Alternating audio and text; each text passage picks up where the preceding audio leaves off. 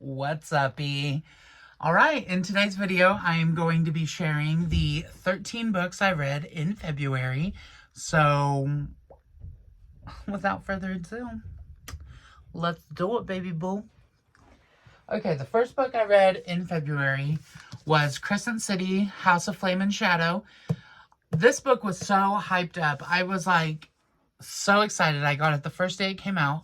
And I think I filmed a video. I filmed a TikTok. So follow me on TikTok. I got this book the first day it came out. I wanted to get it from Walmart so I could get the special bonus chapter that Walmart had to offer. But Walmart didn't have any copies. So I had to go to Target, and Target had the book.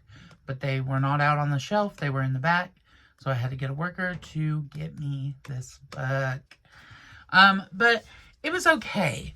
It wasn't the best Crescent City book. The first one's still my favorite. The second one was good. This one, I want to say it's bad. I don't remember it. As soon as I finished reading it, I was just kind of like, okay, well, let's move on.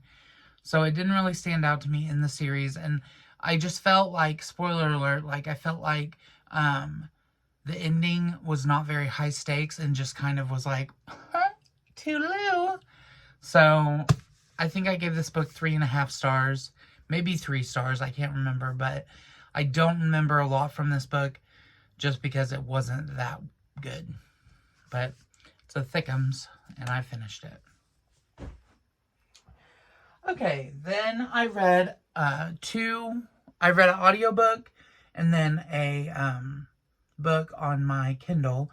The first book that I read, I'll put it up here, is Poverty by America, by, I don't know who it's by. It'll say up there.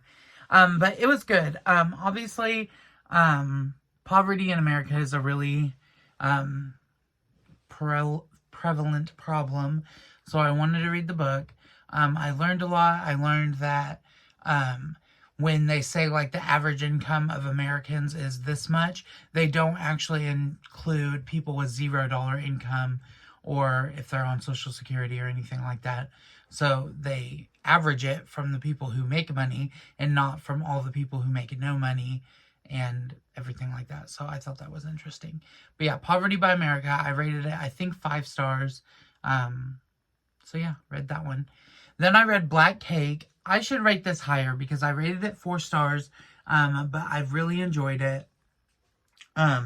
We actually got a black cake sent to us from a authentic, Jamaican baker, and my brother-in-law is Jamaican, so we wanted to celebrate his culture with him. So we got a black cake, and it was super good. I felt like it tasted like a fruity kind of banana bread, but it was really good.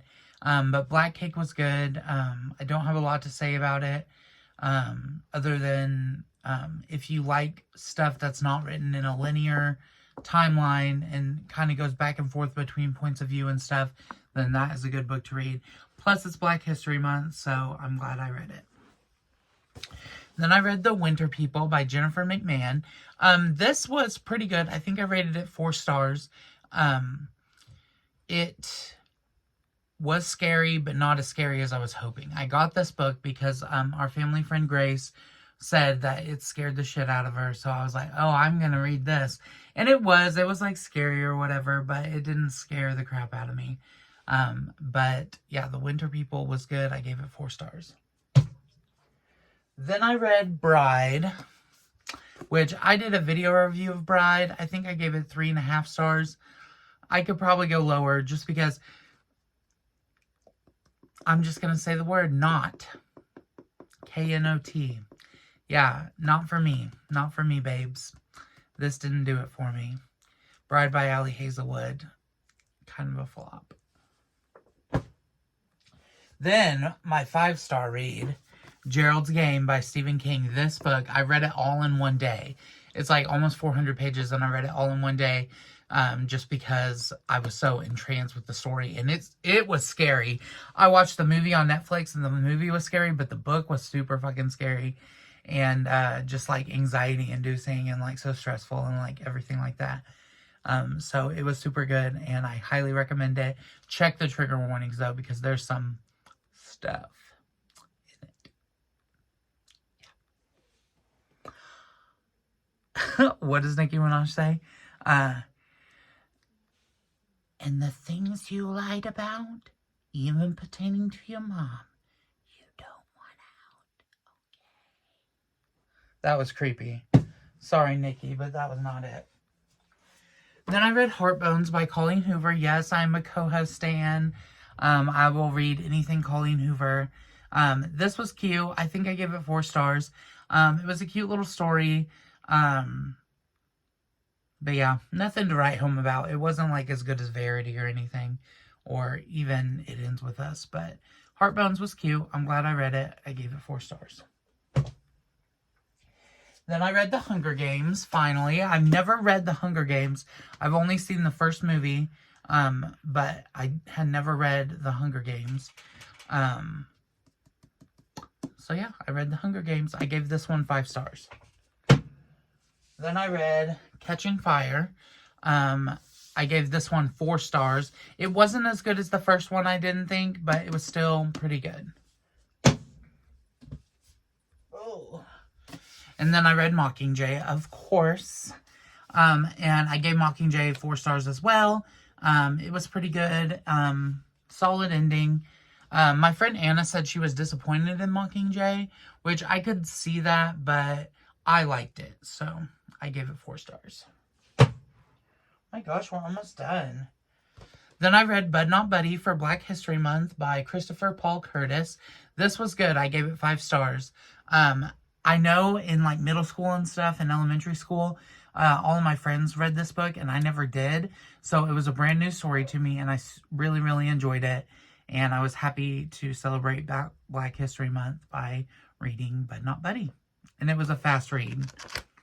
The audiobook was like 5 hours long. Listened to it on 1.75, so like 3 hours. And I was done. So yeah, it was good. Then I read Justice is Coming by Jen Huger. The second part of the title on here is How Progressives Are Going to Take Over the Country and America is Going to Love It. This I gave 5 stars. I consider myself a Democratic progressive. And I really enjoyed all of the information in this book. And I was just like, yep, the whole time. I'm a fan of the Young Turks, which is the news channel program on YouTube that Jen Huger is CEO, boss, creator. I don't know. You have now been promoted. You are now one of my elite employees. But I gave this one 5 stars. I really enjoyed it. Yeah, go pick this up. And the thing is, like, progressive policies are popular. So even if you don't consider yourself a progressive, you would probably like the ideas in this book for a more progressive America and progressing down the line. Trying not to stay repeating ourselves with the same shit over and over again. So I really like this. I'm glad to add it to my collection, and yeah, I liked it. I gave it 5 stars. Then last but not least, my favorite book I read this month, Journey of Souls by Michael Newton, PhD. This book comforted me so much. It's about hypnosis and bringing people into hypnosis. The doctor, Michael Newton, PhD, he saw thousands of people and put them under hypnosis, and they all had similar things to say about the spirit realm, and that just comforted me. I'm always thinking about the spirit realm, where we go when we die, near-death experiences, spirituality, stuff like that. So I was so excited to read this book, and I gave it 5 stars. It was so good. Next, I'm on to Destiny of Souls, then Wisdom of Souls, then getting into his other books and some Dolores Cannon.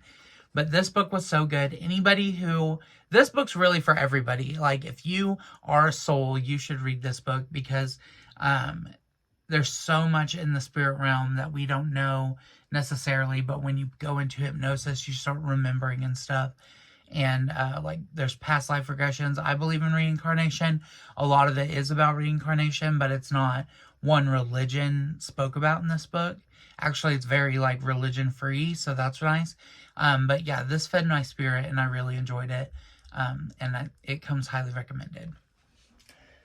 So yeah, those are all the books I read this month. Thank you guys for watching. Like, comment, share, and subscribe if you could, please. And let me know what you read this month in the comments. All right, peace.